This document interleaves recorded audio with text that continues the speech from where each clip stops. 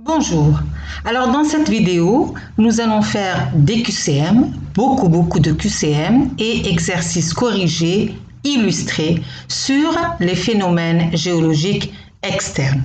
Nous allons nous intéresser plus particulièrement à la réalisation de la carte paléogéographique d'une région. Alors, ce QCM est fait et ces exercices sont faits pour les premières SVT et les premières sciences maths. Allez, c'est parti, on commence. Citez les principales étapes pour reconstituer un paléo-environnement ou réaliser une carte paléogéographique. Alors, les étapes, alors là je décris seulement les étapes essentielles. D'abord, il faut préciser la région d'étude où se fait cette étude. Deuxièmement, identifier le sédiment à l'origine de la roche grâce à la granulométrie, à la morphoscopie, à l'interprétation des résultats, etc. Troisièmement, identifier s'ils existent les figures sédimentaires. Quatrièmement, appliquer le principe d'actualisme pour identifier les conditions du milieu nécessaires au dépôt du sédiment identifié. Cinquièmement, identifier les fossiles, s'ils existent, contenus dans la roche ou la couche de roche. Sixièmement, appliquer le principe d'actualisme pour identifier le milieu de vie des fossiles présents. Et finalement, conclure en proposant un paléo-environnement correspondant ou une carte paléogéographique. Alors là, ce sont quelques étapes essentielles. Dans quel but réalise-t-on une analyse granulométrique des sédiments? On réalise l'analyse granulométrique pour reconstituer par exemple un paléo-environnement. Et l'analyse granulométrique a pour objet de mesurer la taille des grains de la roche et de connaître la fréquence statistique des différentes tailles de grains grâce aux histogrammes, courbes de fréquence, indices de trace, etc. pour en déduire l'origine, les caractéristiques et les conditions hydrodynamiques de la sédimentation. Définir le terme sédiment. Un sédiment est un ensemble de particules en suspension dans l'eau, l'air ou la glace et qui finit par se déposer sous l'effet de la pesanteur, souvent en couches ou strates successives. Vrai ou faux? Le principe d'actualisme stipule que 1. Les lois régissant les phénomènes géologiques actuels étaient également valables dans le passé. 2. Les processus qui se sont exercés dans le passé lointain s'exercent encore de nos jours. Et 3. Les lois physiques et non chimiques régissant les phénomènes géologiques actuels étaient également valables dans le passé. Alors, quelles sont les réponses justes et quelles sont les réponses fausses?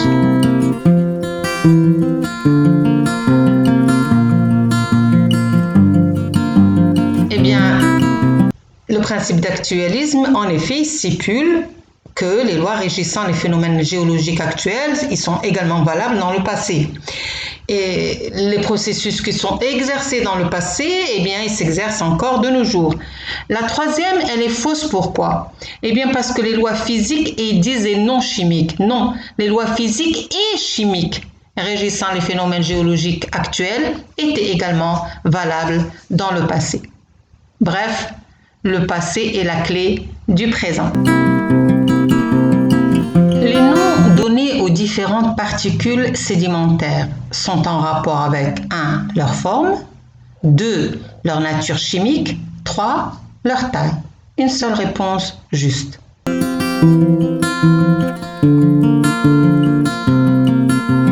Oui, ils sont en rapport avec leur taille.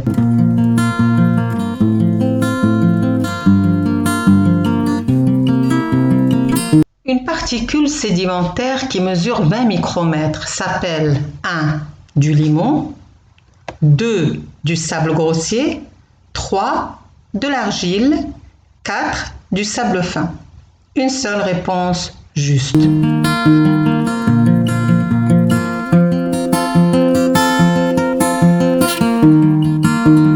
Oui, bien sûr, du limon.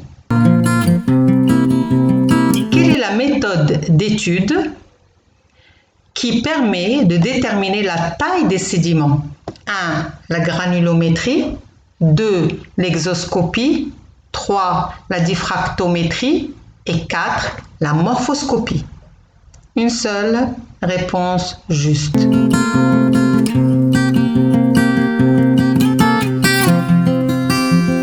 C'est la granulométrie. Un sédiment bien classé. 1. A subi un transport très court. 2. Est composé de particules de taille très variable. 3. A généralement une forme anguleuse. 4. A subi un long transport. Quelle est la réponse juste?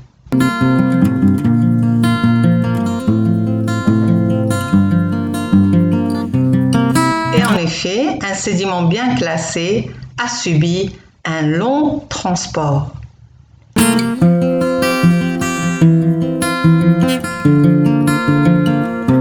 Les sédiments éoliens sont, éolien c'est le vent, les sédiments éoliens sont brillants et anguleux, toujours bien classés, souvent bien classés, de forme anguleuse.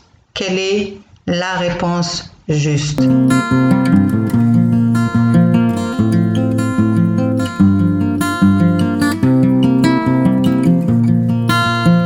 Les sédiments éoliens sont toujours bien classés, toujours bien classés.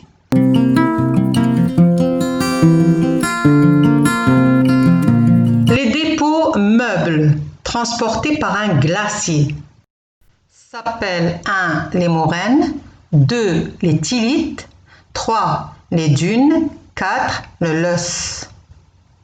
Quelle est la réponse juste?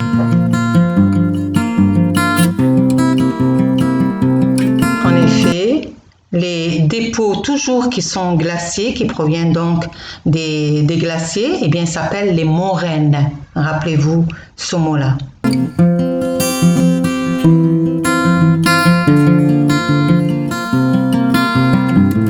On peut trouver des dépôts évaporitiques, évaporation, évaporitique, évaporation, en milieu marin profond, sous climat chaud et humide, sous un climat froid ou dans la zone littorale. Quelle est la réponse juste?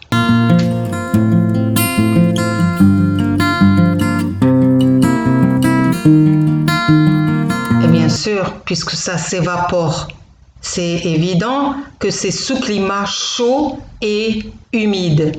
Il faut que ce soit chaud pour s'évaporer, humide pour qu'il y ait quelque chose qui s'évapore, c'est-à-dire donc un liquide, l'eau.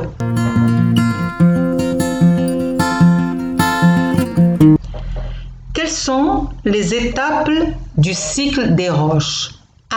Altération, érosion, transport, dépôt, diagénèse. 2. Altération, érosion, dépôt, diagénèse. 3. Altération, érosion, transport, dépôt, sédimentation. Et 4. Altération, érosion, transport, dépôt, sédimentation, diagénèse. Là, ça, c'est à connaître par cœur. Quelles sont les étapes? Il y a une seule réponse juste.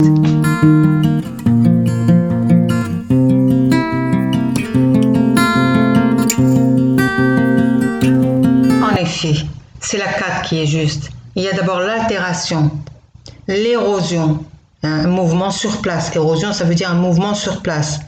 Transport, dépôt, sédimentation et enfin diagénèse, c'est-à-dire donc la formation de la roche sédimentaire.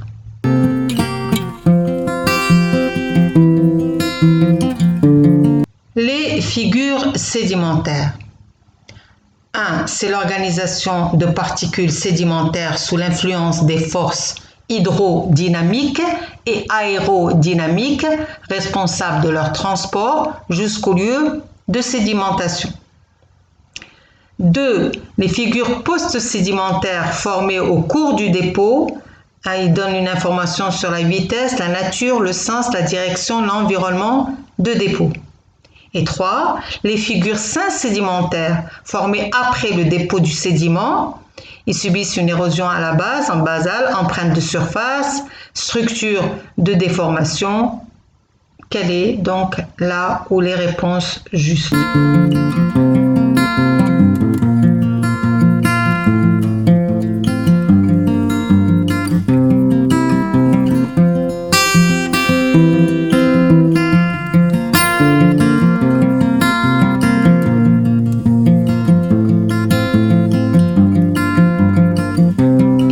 Il y a une seule réponse juste.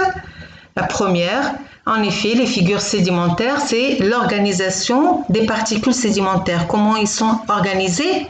Sous l'influence de forces, soit dues à l'eau, hydro, soit à l'air.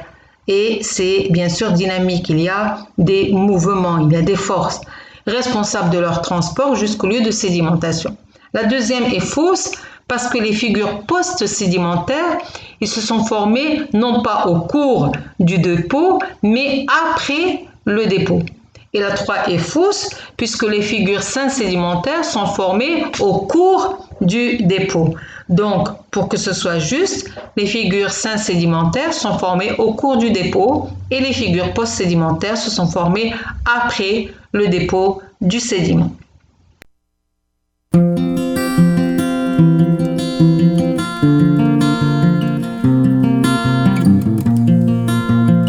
Les rides.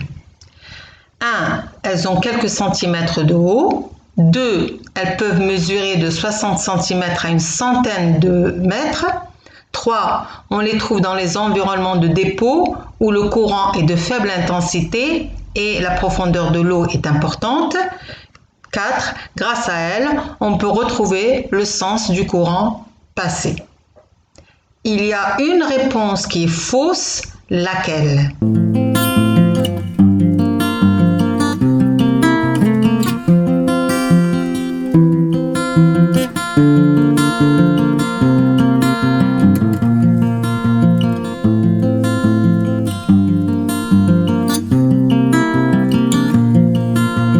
Une réponse fausse, laquelle? Eh bien, la seule réponse fausse, c'est la 2.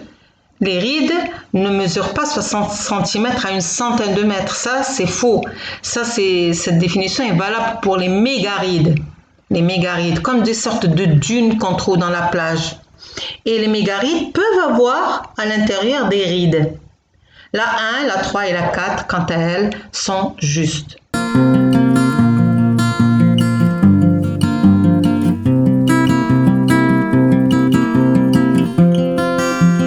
Les roches sédimentaires détritiques, 1. sont de bons indices pour reconstituer un paléo-environnement. 2. sont composées de sédiments uniquement. 3. se forment grâce à une diminution de pression et de température. Et 4. ne contiennent jamais de fossiles. Quelle est la réponse juste?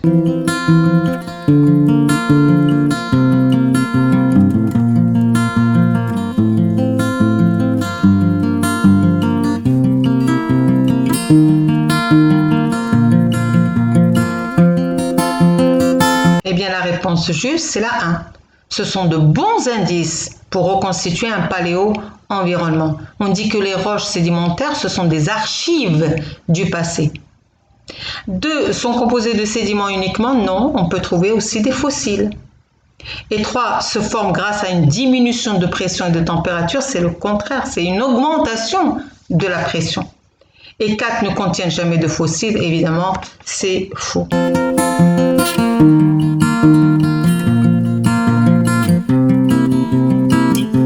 Les sédiments sont parfois présents dans les roches sédimentaires détritiques. 2 ont des formes différentes selon le type d'érosion. 3 sont une ressource renouvelable qui tout le temps peut se renouveler. 4 sont issus de la précipitation et de l'érosion des roches. 4 ne sont pas exploités par l'être humain. Quelle est la seule réponse juste? La réponse juste, c'est la 2. Ils ont des formes différentes selon le type d'érosion. Alors pourquoi la 1 est fausse? Eh bien parce que les sédiments sont toujours présents dans les roches sédimentaires détritiques. Et 3 sont une ressource renouvelable, au contraire, c'est une ressource épuisable qui va s'épuiser. 4 sont issus de la précipitation et de l'érosion des roches. Non, eh bien, il y a tout un phénomène, tout un cycle. Il y a d'abord altération, érosion, transport, dépôt et ensuite on a les sédiments. Et 4 ne sont pas exploités par l'être humain. Au contraire, comme ils sont exploités, c'est une ressource qui va s'épuiser. Donc, ne sont pas exploités, c'est faux.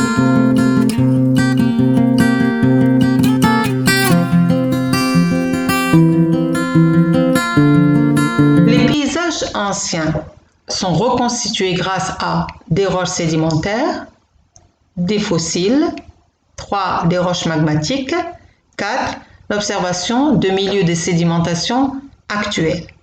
Quelles sont les réponses justes et quelles sont les réponses fausses? Réfléchissez.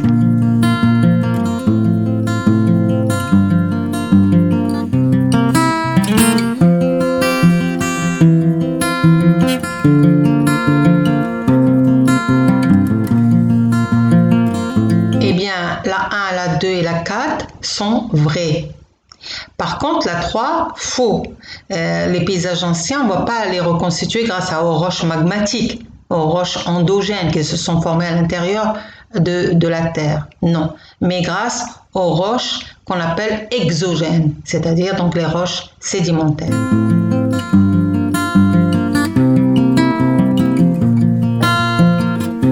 Quelles sont les propositions justes et quelles sont celles qui sont fausses?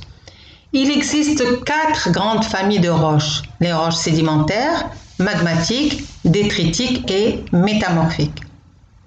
2. Les roches non disposées en strates, sans fossiles et constituées partiellement ou entièrement de cristaux se divisent en roches métamorphiques et roches magmatiques. 3. Les roches disposées en strates, contenant des fossiles et non constituées de cristaux visibles à l'œil nu, sont appelées roches sédimentaires. Donc, quelles sont les réponses justes et quelles sont les propositions fausses? Propositions.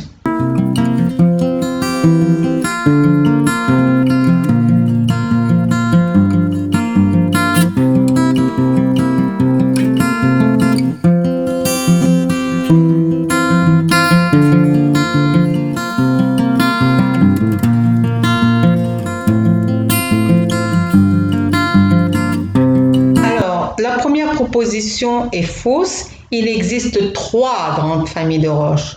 Les roches sédimentaires, magmatiques et métamorphiques.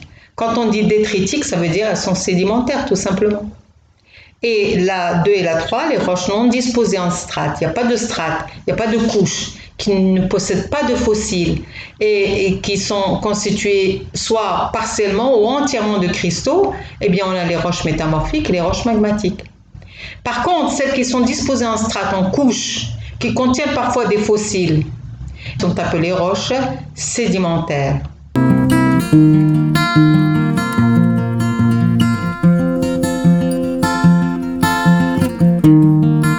Sur la rive A de ce cours d'eau, 1. Le courant est plus fort que sur la rive B. 2. Les particules solides transportées peuvent se déposer. 3. Il y a érosion. Et 4. Il y a sédimentation. En fait, quand on dit il y a érosion, eh bien l'érosion est plus forte que la sédimentation. Et quand on dit 4, il y a sédimentation, la sédimentation est plus forte que l'érosion. Alors, quelle est là où les propositions justes? Si vous voulez, on peut schématiser comme ceci. Regardez. Avec la flèche, elle te donne le sens du courant. On a la rive A et la rive B.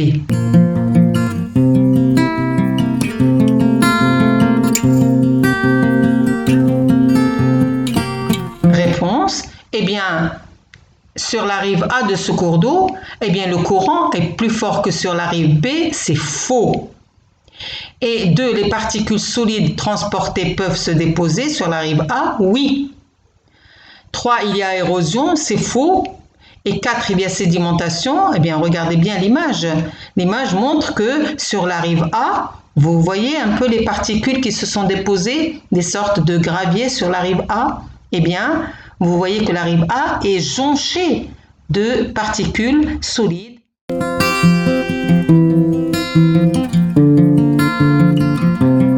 Définir les figures sédimentaires et leur importance en paléogéographie. 2. Déterminer les figures sédimentaires représentées dans chaque figure. 3. Montrer les caractéristiques des rides sédimentaires observées. Et 4. Quelle information fournit la présence de fentes de dessiccation? Alors, on va commencer donc par la définition. Définir les figures sédimentaires et donner leur importance en paléogéographie. Eh bien, une figure sédimentaire, c'est une structure qui s'est formée pendant la sédimentation. Les structures sédimentaires sont utilisées pour déduire le processus, les conditions et l'environnement de dépôt des sédiments. À partir d'exemples, on va voir cette importance. Par exemple, cette figure, qu'est-ce qu'elle montre?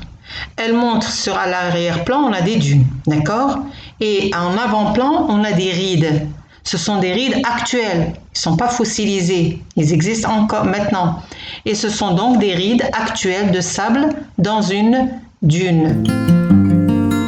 Par contre, les figures sédimentaires qui sont représentées dans cette image, ce sont des rides de plage. Vous voyez? Ce sont des rides de plage. D'ailleurs, il y a un bateau, il vous montre un peu les dimensions, l'échelle, si vous voulez, de mesure. Cette image, eh bien, elle représente maintenant, comme figure sédimentaire, des fentes de dessiccation actuelles.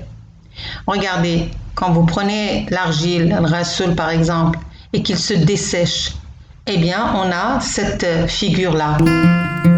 Les informations qu'on peut tirer de ces fentes de dessiccation, c'est que ce sont des figures climatiques en fait. Ils se forment encore actuellement dans un sédiment argileux. Il faut pour cela une faible hauteur d'eau pour que l'eau s'évapore après, avec des périodes d'assèchement. Il faut qu'il y ait vraiment une période où la température est très très élevée et que l'eau va s'évaporer. La boue ou la vase se déshydrate, donc perd de l'eau, sèche, se rétracte, donc diminue de volume et se fondit, et elle se craquelle. Et cela forme des fentes de dessiccation. Lorsqu'on trouve par exemple des fentes de dessiccation fossiles, quelle indication ils vont nous donner? Eh bien, ils se sont formés à la suite de l'assèchement de sol argileux. Donc, elles vont témoigner quoi? Elles vont témoigner de l'immersion du sol. Le sol, maintenant, il est devenu à l'air libre, il n'est plus sous l'eau. À cause de l'assèchement des mares ou des marécages suite à une augmentation de la température. Donc, on peut savoir que la température a augmenté, on peut savoir qu'il y avait de l'eau dans ce milieu et on peut savoir aussi la nature de la roche. Ce sont des roches essentiellement argileuses. Donc, on peut reconstituer le paléo-environnement.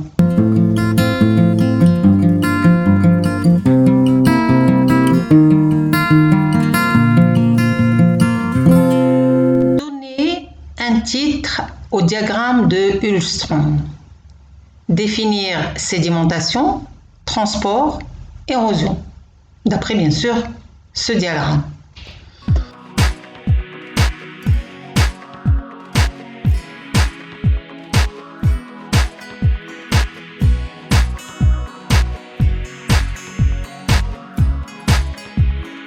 Eh bien, ce diagramme définit le comportement d'un grain dans un courant, que ce soit une rivière notamment, ou tout environnement où existe un courant. Il faut qu'il y ait un courant. Selon la vitesse moyenne du courant, en centimètres par seconde, et la taille du grain en millimètres.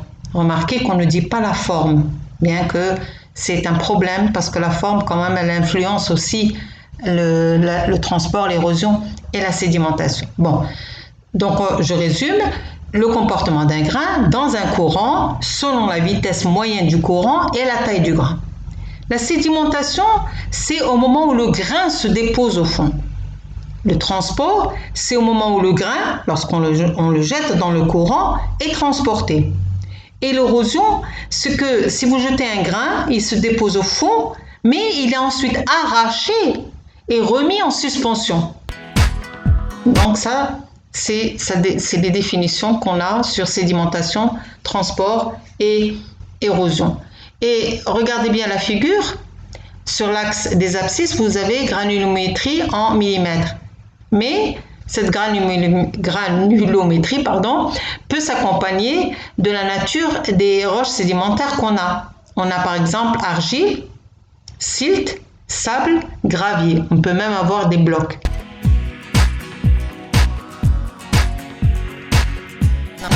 Selon ce diagramme, l'érosion, le transport et la sédimentation d'une particule dépendent 1. Uniquement de la vitesse du courant, 2. De la dimension de cette particule et de la vitesse du courant, 3. Uniquement de la dimension de cette particule. Où sont les réponses justes? Oui, en effet, c'est la 2 qui est juste et dépendent de la dimension de cette particule et de la vitesse du courant.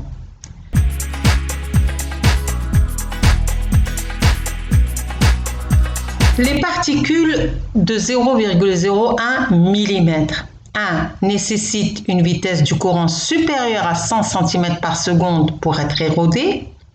2. Nécessitent une vitesse du courant supérieure à 1 cm par seconde pour sédimenter. Et 3. Sédimentent avec un courant à la vitesse de 10 cm par seconde. Quelles sont les réponses vraies? Quelles sont les réponses justes?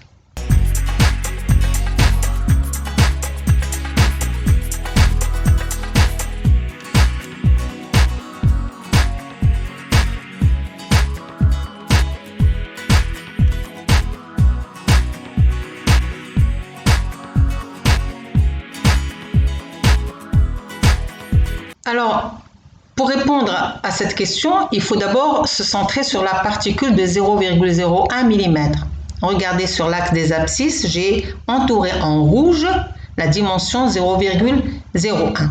Et j'ai mis un trait rouge pour savoir à quel moment on aura érosion, transport ou sédimentation. Eh bien, pour 100 cm par seconde, ce qui est en vert, on a la limite érosion-transport. Donc, elle nécessite une vitesse supérieure, le courant nécessite une vitesse supérieure à 100 cm par seconde pour avoir l'érosion. Donc, cette phrase, la 1 est vraie. Maintenant, la 2, ce que j'ai entouré en jaune. Eh bien, pour avoir, quand on a une vitesse de 1 cm par seconde et les particules de 0,01, on a seulement le transport. Vous voyez bien, on a seulement le transport. Donc, nécessite une vitesse du courant supérieure à 1 cm par seconde pour sédimenter. Non, ça ne sédimente jamais. Donc, la 2 est fausse. Et 3, en rose, sédimente avec un courant à la vitesse de 10 cm par seconde. Eh bien non, regardez bien, on a seulement le transport. Donc, la 3 est aussi fausse.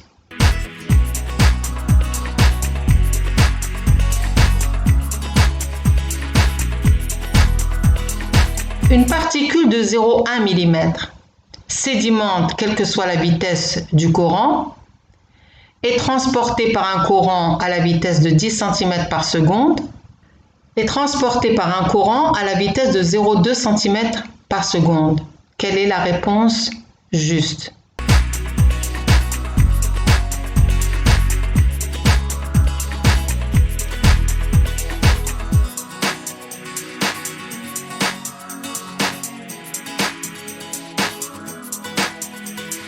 Alors, on prend la première. Maintenant, vous vous êtes habitués. Sédimente, quelle que soit la vitesse du courant? Non. Regardez la particule à 0,1. Elle peut soit sédimenter, soit être transportée, soit être érodée. Pour la 2, est transportée par un courant à la vitesse de 10 cm par seconde. Oui, à 10 cm par seconde, elle est transportée. Et elle est transportée par un courant à la vitesse de 0,2 cm par seconde. C'est faux. À 0,2 cm par seconde, elle n'est pas transportée, pas du tout. À 0,2 cm, elle sédimente.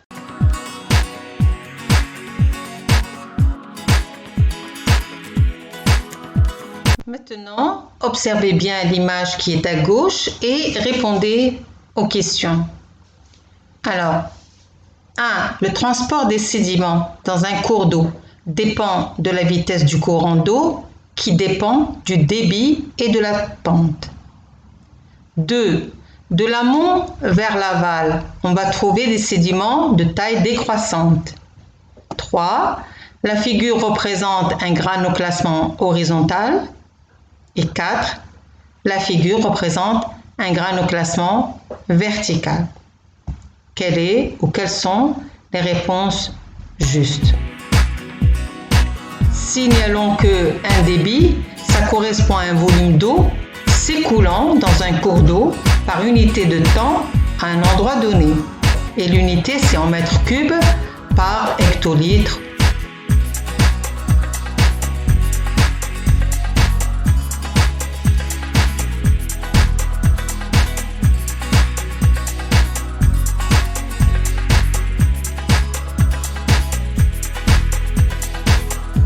Prenons la première proposition, le transport des sédiments dans un cours d'eau. Et là, vous avez à gauche un cours d'eau qui débute par le flanc de la montagne, le bas de la montagne, et qui va jusqu'à la mer. La montagne, c'est l'amont. Et vers la mer ou le lac, c'est l'aval. Donc, le transport des sédiments dans un cours d'eau dépend de la vitesse du courant d'eau et dépend du débit et de la pente. Est-ce que c'est vrai? Évidemment, c'est vrai. Le transport des sédiments dans un cours d'eau, il dépend de la vitesse du courant d'eau, dépend du débit et de la pente. Maintenant, la 2. De l'amont, qui est donc vers la montagne, vers l'aval, vers la mer ou le lac. On va trouver des sédiments de taille décroissante. Mais bien sûr, oui. Regardez, on a des blocs, des graviers qui sont beaucoup plus petits que les blocs, des sables beaucoup plus petits que les graviers, les pélites et enfin l'argile. L'argile est faite de grains très fins. La figure représente un granoclassement horizontal. Oui, c'est juste, puisque on a un classement, un tri en fonction de la taille des grains et qui se fait donc horizontalement de la montagne vers la mer et au lac, c'est-à-dire un cours d'eau un peu calme quand même.